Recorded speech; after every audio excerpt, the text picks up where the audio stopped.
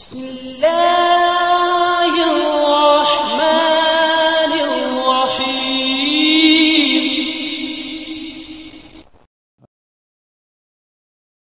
اللهم صل على سيدنا محمد. اللهم صل على سيدنا محمد.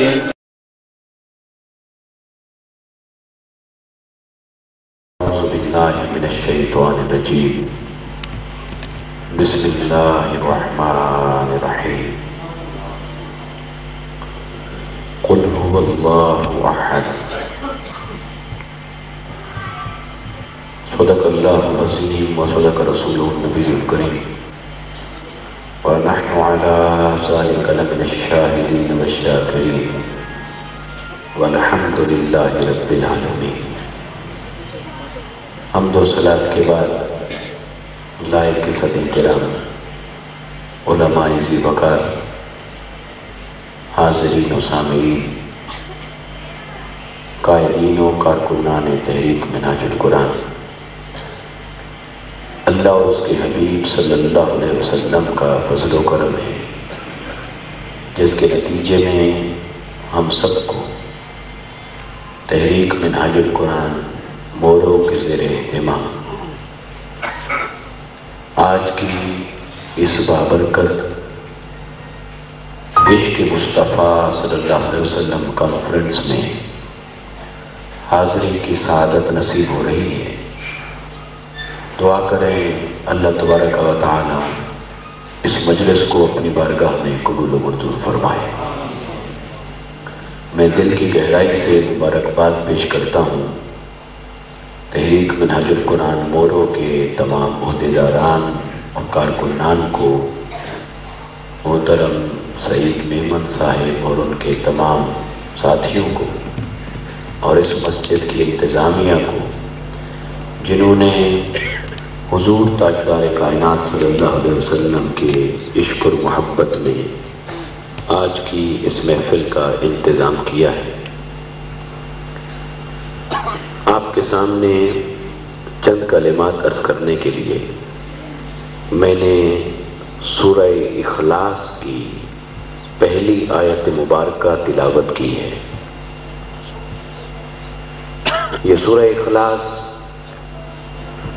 کم و بیش ہر مسلمان کو زبانی یاد ہے۔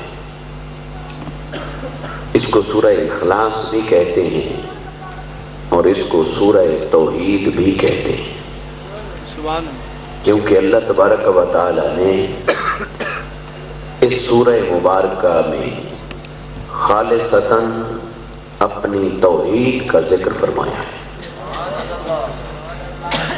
اور اس کو سورہ اخلاص اس لیے کہتے ہیں کہ اس میں توحید کے علاوہ کسی اور شے کا ذکر نہیں، یعنی وَلَمْ يُولَدْ، نہ اس نے کسی کو جنم دیا ہے نہ اس کو کسی نے جنم دیا ہے۔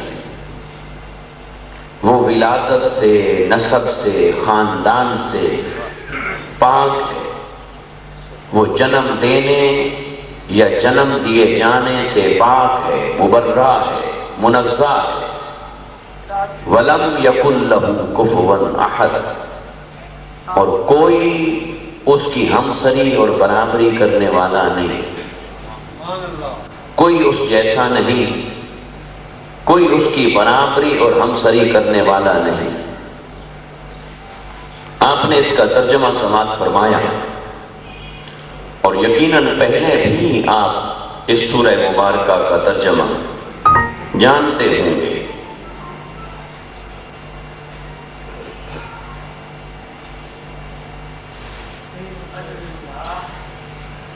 تو اس میں اللہ رب العزت نے خالصتاً اپنی ذات کا اور اپنی صفات کا ذکر فرمایا ہے، خالصتاً اپنی ذات اور صفات کا ذکر فرمایا ہے، لیکن توحید کی ابتدا رسالت سے ہوتی ہے۔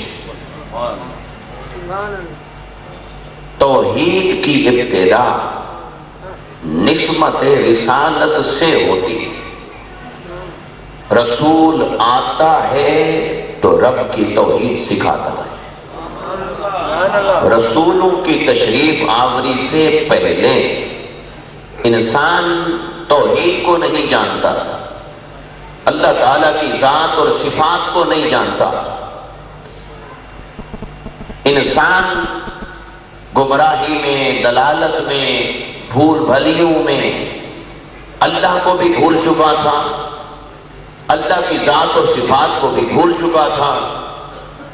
ہر دور کے اندر جب بھی انسان بھول گیا تو اللہ نے اپنے نبیوں کو، رسولوں کو بھیجا تاکہ انہیں توحید عطا کی جائے، ان کو اللہ کی معرفت سکھائی جائے اور سمجھائی جائے۔ یہ میں نے جگہ خالی کروائی تھی اس ہاتھ کے،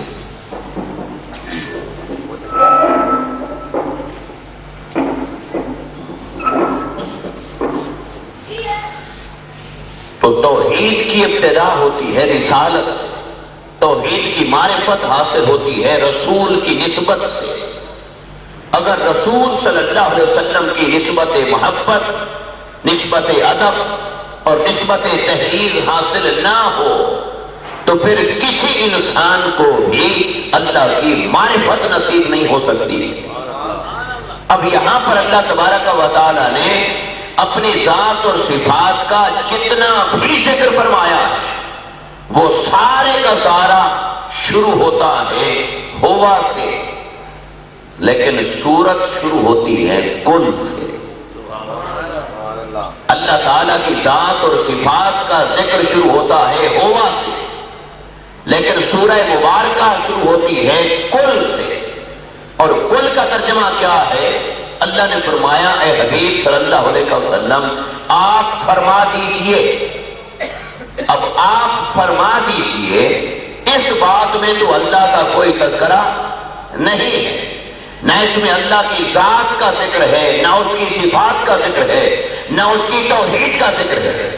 اس میں تو اللہ نے اپنے رسول صلی اللہ علیہ وسلم سے کلام فرمایا ہے کہ آپ میری ذات اور صفات کے بارے میں اس انسان کو بتا دیجئے کہ وہ اللہ ایک ہے، وہ بے نیاز ہے، وہ نسب سے، ولادتوں سے پاک ہے اور کوئی اس کی ہمسری اور برابری کرنے والا نہیں۔ یہ اللہ نے اپنی ذات اور صفات کی بات کرنے کے لیے اپنے رسول صلی اللہ علیہ وسلم کو فرمایا کل کہ آپ فرما دیجئے۔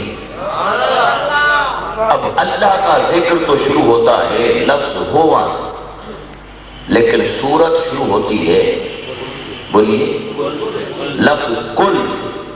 اب میں ابھی لفظ کل سے نہیں شروع کرتا، ہم پہلے لفظ ہوا سے شروع کرتے ہیں۔ تو ہوا کا ترجمہ کیا ہے؟ جب ہم عربی سے اردو میں ترجمہ کرتے ہیں تو ہوا کا ترجمہ کرتے ہیں وہ۔ کیا ترجمہ کرتے ہیں؟ یہ ضمیر ہے اور یہ ضمیر غائب کی کہلاتی ہے۔ ہوا کا ترجمہ ہوتا ہے وہ۔ تو ترجمہ کریں گے کہ اے رسول صلی اللہ علیہ وسلم آپ فرما دیجئے وہ اللہ ایک ہے۔ تو اللہ نے اپنے آپ کو کیا فرمایا؟ وہ۔ اپنے آپ کو کیا فرمایا؟ ہوا، یعنی وہ۔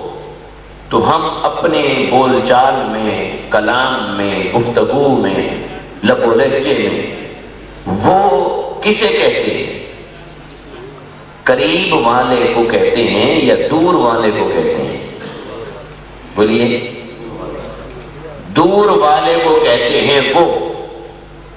مثلا جو آدمی میرے بالکل قریب بیٹھا ہے، میں اگر اس نوجوان کی بات کرنا چاہوں تو میں کہوں گا یہ، لیکن وہ جو کوئی آخری کنارے میں بیٹھا ہوں اس کی بات کرنا چاہوں گا تو پھر میں لفظ استعمال کروں گا وہ۔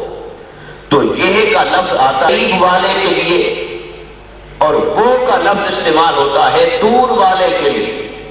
جو بعید ہو، جو دور ہو، اس کے لیے لفظ استعمال ہوتا ہے وہ۔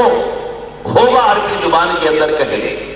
تو اللہ تبارک و تعالیٰ نے اپنے آپ کو، اپنی ذات اور صفات کو جس لفظ سے اپنا تعارف شروع کرایا وہ ہے لفظ ہوگا۔ اب کل کے لفظ کو تو ابھی آپ ایک طرف رکھیے، هو اللہ احد، وہ اللہ ایک ہے. تو ہم نے جب لغت پر، قواعد پر، عربی گرامر پر غور و فکر کیا تو ہمیں پتا چلا کہ ہوا کا لفظ کہا جاتا ہے اسے جو دور ہو، دور والے کو ہوا کہتے ہیں. تو ہم نے پھر پوچھا باری تعالیٰ کیا تو ہم سے دور ہے؟ تجھے جو ہوا کا لفظ، یہ جو لفظ تو نے اپنی شان کے لیے استعمال فرمایا ہوا، یہ تو اسے کہا جاتا ہے جو دور رہتا ہو یا دور والا ہو. تو بعید کے لیے اور دور والے کے لیے لفظ استعمال ہوتا ہے ہوا. تو نے جو اپنی ذات کے لیے لفظ استعمال کیا ہے وہ، تو کیا تو ہم سے دور ہے یا ہم تجھ سے دور ہیں؟ یہ بات جب قرآن مجید کے سامنے رکھی تو اللہ تبارک و تعالیٰ ارشاد فرماتے ہیں، فرمایا نہیں نہیں، مجھے دور نہ سمجھنا، مجھے دور نہ ماننا، میں تمہارے قریب ہوں، میں تمہارے قریب ہوں اور تم میرے قریب ہو. میں تمہارے اتنا قریب ہوں، اتنا قریب ہوں کہ اتنا تمہاری اپنی جانے قریب نہیں جتنا میں رب تمہارے قریب ہوں. فرمایا نحن اقرب الیہ من حبل الورید، میں تمہاری شہرت سے بھی زیادہ قریب تر ہوں، میں تمہاری شہرت سے بھی زیادہ تمہارے قریب بستا ہوں، قریب رہتا ہوں. تو پھر باری تعالیٰ سوال یہ پیدا ہوتا ہے کہ جب تو ہماری شہرت کے قریب ہے اور ہم سے دور نہیں ہے اور ہم تیری ذات سے دور نہیں ہیں، تو پھر تو نے اپنے آپ کو ہوا کیوں فرمایا؟ پھر چاہیے تو یہ تھا کہ اللہ تعالیٰ فرماتا اے رسول صلی اللہ علیہ وسلم آپ فرما دیجئے یہ اللہ ایک ہے. تو یہ اللہ جو تمہارے قریب ہے، تمہاری شہرت کے قریب ہے، تو قریب والے کے لیے تو یہ کا لفظ استعمال ہوتا ہے، وہ کا لفظ نہیں استعمال ہوتا. تو اللہ تعالیٰ فرماتا کہ اے نبی صلی اللہ علیہ وسلم آپ فرما دیجئے کہ اپنے ایمان کی ابتدا لفظ کل سے کر، پھر میں بھی مل جاؤں گا، تو بھی میرے قریب ہو جائے. اگر انسان اپنے ایمان کی ابتدا کرے ہوا سے تو پھر وہ ہے دور. کیا دور ہے؟ انسان کی پہنچ سے دور ہے، انسان کی سمجھ سے دور ہے، انسان کے علم سے دور ہے. وہ اتنا مابرا ہے کہ ساری زندگی بھی انسان کا علم اسے تلاش کرتا رہے تو نہیں